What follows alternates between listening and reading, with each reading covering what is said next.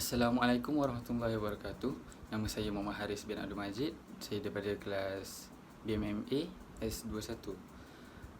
Dalam video ini saya akan menceritakan ataupun menjelaskan tentang cabaran pematuhan arahan PKP oleh kerajaan. Terdapat banyak cabaran pematuhan arahan PKP oleh kerajaan, tapi saya punya poin ialah penutupan pusat perniagaan, iaitu pekerja, antara salah satunya ialah pekerja dipotong gaji. Tapi dalam masa PKP fasa 1, iaitu daripada 1 April hingga 14 April, majikan masih harus membayar gaji mereka dalam tempoh waktu tersebut, iaitu gaji mereka sepenuhnya. Jika mereka enggan membayar, jadi pekerja haruslah boleh membuat laporan kepada kerajaan. Dan pekerja yang dipotong gaji iaitu dah dalam 30% hingga 40%, yang saya dapat Google. Seterusnya, pembelian barangan menjadi terhad, iaitu sebab beberapa buah kedai sahaja yang boleh buka ketika dalam tempoh PKP ini. Sebagai contoh, kedai Watsons ataupun DIY hanya boleh buka pada waktu tertentu saja, iaitu 2 kali sehari, dan banyak kedai makanan yang boleh membuka. Semua kedai makanan boleh buka kedai seperti biasa, iaitu kedai runcit ataupun restoran yang membekalkan makanan keperluan seharian kita. Jika kedai pun yang hanya boleh buka iaitu sedikit saja, jadi ramai pekerja yang kurang bernasib baik untuk duduk sahaja di rumah dan tidak dapat untuk dapat bayaran gaji mereka kerana mereka tidak dapat bekerja seperti biasa kerana tempoh PKP ini. Jadi mereka yang hanya bernasib baik saja dapat bekerja. Jadi itu adalah antara salah satu cabaran untuk mereka yang bekerja yang seperti biasa tetapi tidak dapat bayaran gaji mereka sebab mereka tak dapat bekerja dalam tempoh PKP ini. Di samping itu juga, kemerosotan keuntungan perniagaan juga secara tidak langsungnya berlaku kerana tiada duit keluar masuk oleh pembelian, dalam pembelian oleh pelanggan dan juga penjual, kerana tidak banyak kedai yang dibuka dan tidak dapat membuat bayaran secara langsung, secara tunai, secara depan muka, dan itu juga menyebabkan ekonomi negara juga menurun kerana tiada duit keluar masuk oleh dalam negeri ataupun luar negeri. Tidak dapat mengeksport barang dan juga tidak dapat mengeksport ke luar negara daripada ke luar negara dan juga ke dalam negara. Itu adalah antara salah satu cabaran yang sangat tinggi juga untuk rakyat Malaysia. Akhir sekali, pembelian secara dalam talian juga meningkat kerana kita semua hanya boleh duduk saja di dalam rumah dan juga tidak boleh keluar. Jadi mereka menggunakan platform seperti Shopee, Instagram dan juga Facebook untuk melanjutkan lagi mereka punya perniagaan untuk sebar luas. Kerana kita semua rakyat Malaysia perlu duduk di rumah saja. Jadi mereka menggunakan platform seperti ini, iaitu secara dalam talian, untuk meluaskan lagi mereka punya perniagaan, seperti kuih, biskut, kuih raya, dan juga kita seperti kita dalam bulan Ramadan, jadi banyak perniagaan yang boleh dibuat, itu seperti makanan untuk jual dah berbuka dan juga baju raya. Seperti kita juga akan menyambut Hari Raya Aidilfitri, mereka boleh menjual baju raya, baju Melayu, baju kurung dan juga itu. Jadi banyak juga kelebihan dan juga kekurangan, tapi kita lebih banyak kepada cabaran kerana kita semua duduk di rumah, dan ini semua cabaran kepada penjual dan pembeli. Itu juga adalah satu cabaran yang kita boleh tangani. Kita perlu duduk kita perlu tangani. Okay, sekian saja daripada saya. Terima kasih. Nama saya Muhammad Haris bin Abdul Majid. Itu saja. Terima kasih. Assalamualaikum warahmatullahi wabarakatuh. Nama saya Ilman Hakim Muhammad Lamaduddin. Saya daripada kumpulan 1. Saya ingin mengupas isu tentang cabaran Perintah Kawalan Pergerakan yang diisytiharkan pada 17 Mac 2020.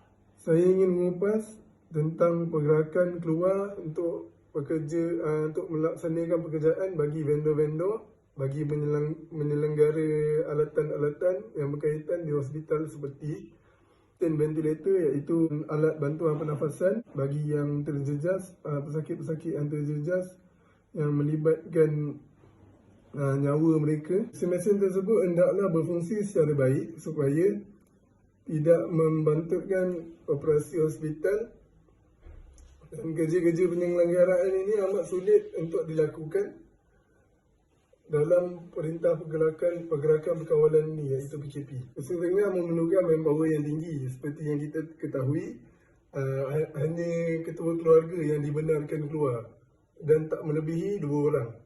Jadi itu amat menyukarkan pihak-pihak vendor untuk memastikan mesin-mesin di hospital tersebut terus beroperasi seperti sedia kala. Seperti yang kita ketahui, Perintah Kawalan Pergerakan ini juga melibatkan penutupan premis-premis perniagaan seperti hardware.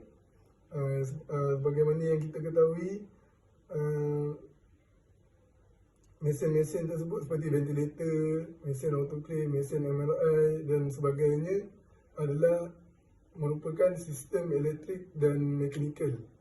Jadi, sebarang kerosakan yang terdapat pada mesin-mesin tersebut hendaklah ditukar spare partnya. Berdasarkan isi-isi yang saya telah ujarkan sebentar tadi, apa yang saya dapat simpulkan daripada isi-isi tersebut adalah Perintah Kawalan Pergerakan ini sangat mencabar bagi semua rakyat Malaysia, terutamanya kepada vendor-vendor untuk melaksanakan tugas-tugasan yang melibatkan operasi hospital. Mesin-mesin di hospital tidak terbaiki dengan sendirinya. Ia memerlukan manpower yang mencukupi dan amat memerlukan masa yang sangat efisien bagi operasi mesin-mesin tersebut. Ini juga melibatkan nyawa-nyawa rakyat Malaysia. Sebagai contoh, jika mesin tersebut tidak dibaiki, pembedahan tidak boleh dilakukan secara berkala. Ia akan membantutkan operasi pembedahan tersebut. Ini kerana pihak hospital perlu menghantar barang-barang tersebut seperti alat-alat yang digunakan untuk pembedahan ke hospital lain, dan harus menunggu untuk peralatan tersebut disterilkan dan dikembalikan kepada pihak hospital. Ini memerlukan masa yang sangat lama untuk dikembalikan semula bagi pihak hospital untuk melaksanakan pembedahan seperti yang dijadualkan. Itu saja yang saya dapat simpulkan. Sekian, terima kasih. Cabaran semasa menghadapi Perintah Kawalan Pergerakan ialah antaranya cabaran dalam membeli barangan keperluan harian. Seperti yang kita sedia maklum, hanya ketua keluarga sahaja yang dibenarkan untuk keluar untuk membeli barangan keperluan. Oleh itu, terdapat beberapa masalah yang dihadapi oleh ketua keluarga, iaitu golongan bapa, untuk membeli barangan kerana kebiasaannya tugas ini diberikan oleh golongan wanita atau golongan ibu. Perintah Kawalan Pergerakan ini akan memberi suatu manfaat yang berguna untuk ketua keluarga ataupun golongan bapa. Seterusnya, bagi mereka yang tinggal di kawasan pedalaman, mereka menghadapi masalah untuk mendapatkan sumber-sumber harian yang segar seperti beras, telur, sayur-sayuran dan sebagainya. Ini kerana mereka terpaksa berjalan jauh untuk mendapatkan sumber-sumber yang hanya dibekalkan di pasar-pasar raya yang dibenarkan untuk dibuka. Ketua keluarga terpaksa berjalan jauh dan memasuki 2 hingga 3 kedai untuk mendapatkan sumber keperluan yang diingini kerana sumber keperluan yang terhad yang dibekalkan oleh kedai-kedai. Meskipun terdapat kemudahan dalam talian seperti kemudahan online. Terdapat kesukaran bagi golongan yang berusia untuk mereka mengendalikan kemudahan tersebut. Ini kerana mereka tidak biasa dan tidak mahir dalam penggunaan IT ini. Langkah yang boleh diambil dalam mengatasi masalah ini adalah dengan memastikan barang keperluan harian sentiasa dihantar dalam masa 1 hingga 2 hari di kawasan pedalaman. Peniaga juga boleh menjalankan perniagaan secara online, iaitu secara cash on delivery ataupun COD, bagi mengurangkan kesesakan di kedai runcit dan mengurangkan jangkitan virus ini. Salam sejahtera, saya Syarif Siang dan sekarang saya akan berkongsi pandangan dan pendapat saya terhadap cabaran pematuhan arahan Perintah Kawalan Pergerakan oleh masyarakat Malaysia. Sejak Perdana Menteri kita telah mengumumkan pelaksanaan PKP ini, wujudlah banyak sekatan jalan raya atau roadblock dalam bahasa English di seluruh Malaysia. Tujuan sekatan jalan raya ini adalah untuk mengurangkan bilangan individu yang keluar semasa PKP ini supaya mengurangkan kadar menjangkiti penyakit wabak COVID-19 ini. Sekatan jalan raya ini merupakan kaedah yang paling sesuai untuk mengekang jangkitan penyakit ini, tetapi ia juga membawa kesan yang besar terhadap masyarakat Malaysia. Sekatan jalan raya ini telah menyebabkan kesesakan lalu lintas, merupakan cabaran yang agak besar bagi masyarakat Malaysia untuk mematuhi arahan PKP. Kesesakan lalu lintas ini disebabkan polis atau tentera yang sedang menjaga sekatan jalan raya tersebut untuk memeriksa setiap kereta dan mengetahui sebab mereka keluar daripada rumah. Ini mengambil masa dan menyebabkanlah kesesakan lalu lintas. Kesesakan lalu lintas ini telah menyebabkan pekerja yang masih perlu kerja di tempat kerja mereka mengalami kesesakan ini setiap hari, dan ini boleh menyebabkan mereka lewat sampai ke tempat kerja mereka. Selain itu, kes kecemasan seperti ambulans yang sedang menghantar pesakit dalam keadaan yang serius juga ditangguhkan. Oleh itu, pihak berkaitan perlulah mencari cara yang sesuai untuk menyelesaikan masalah ini. Terima kasih. Assalamualaikum, nama saya Rozatul Husna binti Raslam. Sebagai seorang pelajar, saya amat terkesan dengan pematuhan Perintah Kawalan Pergerakan yang dijalankan oleh kerajaan. Pelbagai cabaran yang telah dilalui oleh pelajar, bagi pelajar yang tinggal di rumah, berkemungkinan akan mengalami masalah gangguan internet yang disebabkan oleh mungkin daripada faktor cuaca atau masalah jemputan internet di kawasan tempat tinggal mereka. Tambahan pula, pihak universiti menggunakan kaedah pembelajaran secara atas talian. Ini memberi kesan kepada pelajar yang mengalami gangguan internet. Namun, bagi pelajar yang tidak sempat pulang ke kampung halaman mereka tidak mempunyai masalah untuk belajar secara atas talian kerana pihak universiti telah menyediakan wifi percuma yang memudahkan mereka untuk belajar secara atas talian. Seterusnya, bagi pelajar yang tinggal di universiti, berkemungkinan akan mengalami kekurungan kerana terlalu lama berada di universiti dan tidak dapat berjumpa dengan keluarga yang dirindui.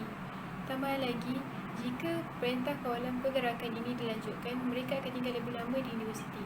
Namun, sebaliknya, bagi pelajar yang tinggal di rumah, mereka dapat meluangkan masa bersama keluarga mereka sepanjang musim Perintah Kawalan Pergerakan ini.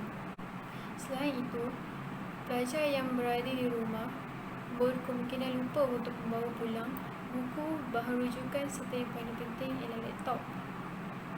Hal ini kerana mereka cemas untuk segera pulang ke kampung halaman masing-masing tanpa memikirkan barang yang penting untuk dibawa pulang.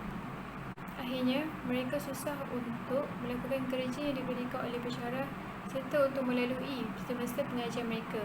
Namun begitu, pelajar yang berada di universiti tidak perlu risau jika diberikan tugasan oleh pensyarah mereka.